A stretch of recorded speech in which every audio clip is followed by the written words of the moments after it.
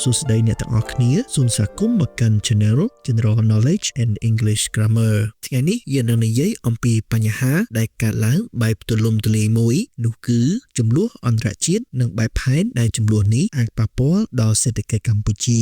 ហើយស្របពេលដូចគ្នានេះយើងនឹងរៀនភាសាអង់គ្លេសដែលប្រើនៅក្នុងបរិបទនេះតោះចាប់ផ្ដើមទាំងអស់គ្នា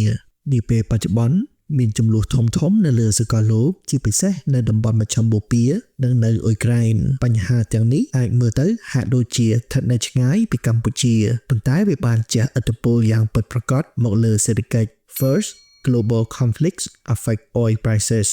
ទី1ចំនួនលើសកលលោកបានប៉ះពាល់ដល់តម្លៃប្រេង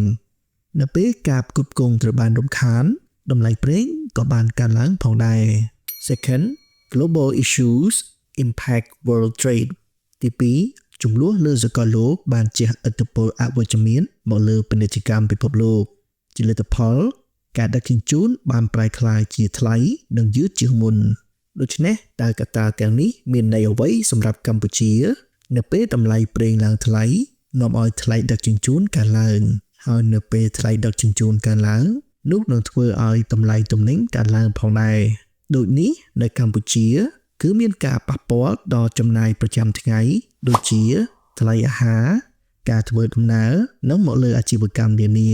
តាមរយៈនេះយើងអាចនិយាយបានថាទោះបីកម្ពុជាមិនពាក់ព័ន្ធដោយផ្ទាល់ក៏ដោយក៏សេដ្ឋកិច្ចកម្ពុជានៅតែរងផលប៉ះពាល់មួយកម្រិតផងដែរពេលបន្តទៅសិក្សាពីគន្លឹះនិងវេយ្យាករណ៍យើងខ្ញុំសូមណែនាំអំពីថ្នាក់រៀនបកប្រែខ្មែរអង់គ្លេសដែលជាថ្នាក់រៀនអនឡាញតាមប្រព័ន្ធ Zoom ថ្នាក់រៀនបកប្រែខ្មែរអង់គ្លេសគឺជាថ្នាក់រៀនមួយពេលបងមួយពេលតាមប្រព័ន្ធ Zoom ស័ក្តិសមចំពោះអ្នកដែលចង់ពង្រឹងចំណេះដឹងពាក់ព័ន្ធនឹងរចនាសម្ព័ន្ធឃ្លាវេយ្យាករណ៍និងការប្រើប្រាស់វេជ្ជសព្ទឲ្យត្រូវតាមបរិបទភាសាអង់គ្លេសយ៉ាងវិញទៀតយើងមានការបញ្ចុះតម្លៃពិសេសសម្រាប់សិស្សចូលរៀនដំបូងផងដែរសូម scan QR code នៅលើអេក្រង់នេះឬចុចតំណជាប់នៅក្នុង caption ខាងក្រោមវីដេអូដើម្បីចុច subscribe នៅក្នុង channel Telegram របស់ថ្នាក់រៀននិងចុច like នៅក្នុងទំព័រ Facebook ខ្មែរ English Translation Class ដើម្បីទទួលបានព័ត៌មានបន្ថែមអំពីថ្នាក់រៀនសូមអរគុណឥឡូវនេះចូលយើងងាកមករៀន clear សំខាន់ៗដែលយើងតែងប្រទះឃើញនៅក្នុងព័ត៌មាន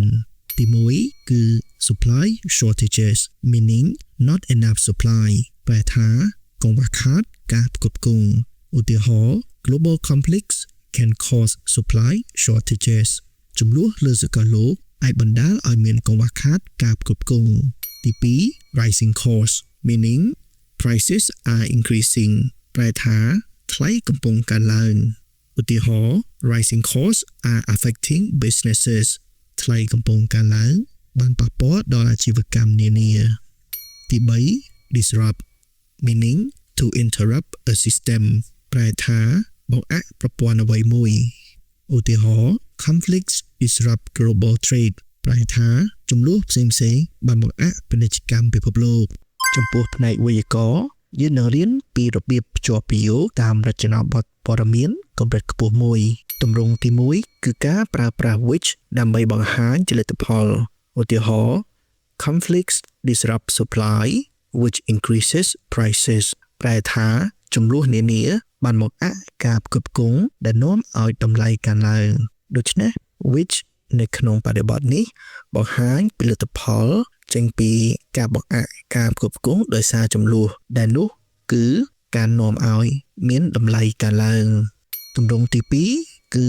ការប្រើប្រាស់ that ដើម្បីបង្ហាញពីការបកស្រាយបន្ថែមឧទាហរណ៍ This is a situation that affects global